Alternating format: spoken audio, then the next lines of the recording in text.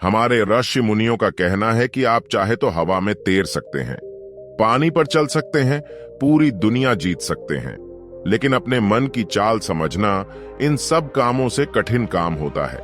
आपने कभी ख्याल किया होगा कि आप जो काम करना चाहते हैं, उदाहरण के लिए अगर आप सिगरेट पीना छोड़ना चाहते हैं, आप खुद से दृढ़ निश्चय ही ले लेते हैं, लेकिन कुछ ही समय बाद आपका मन आपको खींचकर वापस उसी सिगरेट के पास लेकर खड़ा कर देते हैं।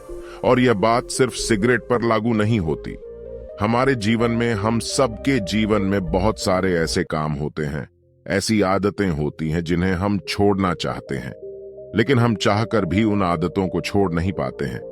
लेकिन हम प्रयास करके अपने मन के दृष्टा बन जाते हैं, उसके साक्षी बन जाते हैं, तो हम अपने मन की चाल को पकड़ सकते हैं।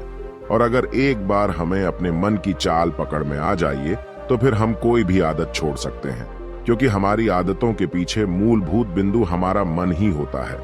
हम उसे ही नजरअंदाज करके चलते रहते हैं और बाद में पछताने के सिवा हमारे पास कोई चारा नहीं बचता। आज जो कहानी सुनाने जा रहे हैं, आपको कुछ ऐसा तरीका पता चलेगा जिसकी आप अपने मन की चाल को भली भांति पकड़ सकते हैं, उसका निरीक्षण कर सकते हैं और उसके बाद अपनी आदत में बदलाव कर सकते हैं। जापान की एक बहुत ही प्रसिद्ध बहुत संत हुआ करते थे। वह एक जंगल में बहुत दूर एकांत में अपनी कुटिया बनाकर अपना जीवन यापन कर रहे थे। वह बहुत ही प्रसिद्ध संत थे। उनकी प्रसिद्धि पूरे जापान में फैली हुई थी। एक बार जापान के सम्राट उन बौद्ध संत के पास जाकर कहते हैं कि है संत महाराज, मैं बहुत ही अशांत महसूस करता हूं। मेरे पास बहुत सारा धन, ऐश्वर्य एवं सारी सुख सुविधाएं हैं जिनके बारे में लोग सपने में देखते हैं, फिर भी मैं बहुत अशांत व्याकुल रहता हूं। तब उस संत महात्मा ने जापान के सम्राट को एक प्रयोग करने के लिए कहा। संत ने कहा, आपको अगले 10 दिनों तक यहीं पर एक कुटिया बनाकर एक साधारण जीवन व्यतीत करना होगा और इन 10 दिनों में आप जितना हो सके उतना कम बोलने का प्रयास करेंगे, हमेशा ही अकेले एकांत में बैठे रहेंगे। सम्राट ने संत की बात मान ली। पहले दिन सम्राट पहले की तुलना में और अधिक अशांत हो गया। उसके मन में सेकंडों प्रश्न उठ रहे थे और सामान्य जीवन जीने में बहुत ही असहज महसूस कर रहा था। उसने पूरे दिन एक भी शब्द नहीं निकला और चुपचाप एकांत में बैठा रहा। रात होते होते उसे एक अजीब सी खुशी का अनुभव होने लगा। उसके अंदर की बेचैनी कम होने लगी। अगले दिन सम्राट प्रकृति की चीजों, पौधों, पक्षियों, आकाश आदि को निहारता रहा। इस प्रकार उसने 3-4 दिन गुजार लिए। 5वें दिन सुबह जब सम्राट एकांत में जाकर बैठा, तो कुछ समय बाद अपने आप ही उसकी आंखें बंद हो गईं और वह ध्यान में चला गया। वह पूरे दिन गहरे ध्यान में बैठा रहा। सम्राट अंदर से अनंत शांति आनंद से भर गया था। बाकी के बचे हुए दिन भी ध्यान में गुजरने के बाद सम्राट उस बौद्ध संत के सामने प्रस्तुत हुआ।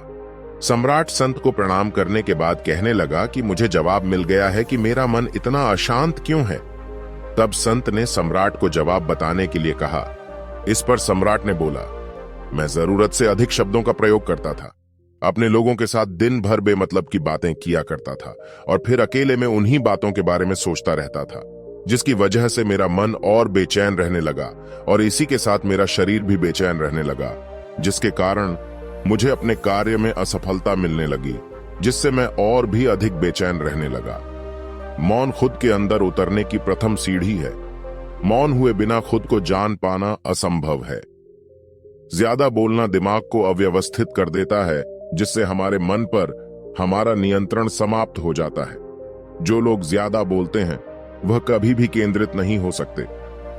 मौन से धैर्य आता है और धैर्य से ध्यान। ध्यान से हम अपने जीवन के प्रति जागरूक होते हैं। इस प्रकार उनके अनेक चमत्कारी फायदे होते हैं। हम मौन होकर अपनी जिंदगी में शांति ला सकते हैं। दोस्तों, आशा करते हो मौन या चुप रहने के चमत्कारी फायदे पर आपको हमारी यह जानकारी पसंद आई होगी। हमारे साथ अंत तक बने रहने के लिए धन्यवाद।